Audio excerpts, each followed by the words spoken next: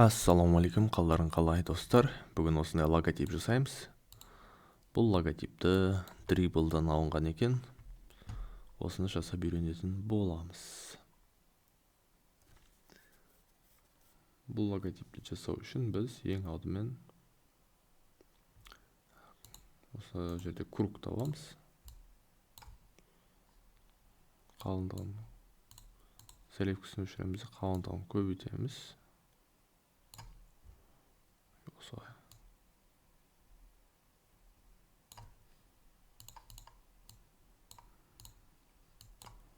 Қалыңдығын тағы екі рет көп жүреміз. И осыны белгілеп аламыз.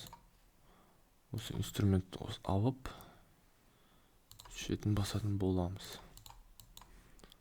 Объект разобрать. Окей дейміз. Мына жерде квадратты алып, бұрышын алып, бүйтіп shift жасап тұрып осылай қоямыз.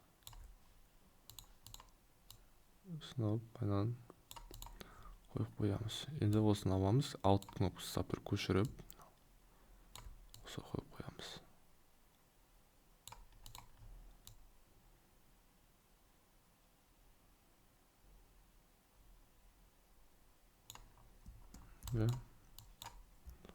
Үлкейтіп аламыз.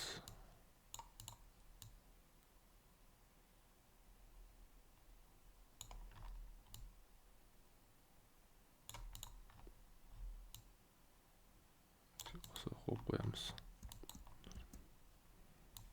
Шетке қойып қоямыз.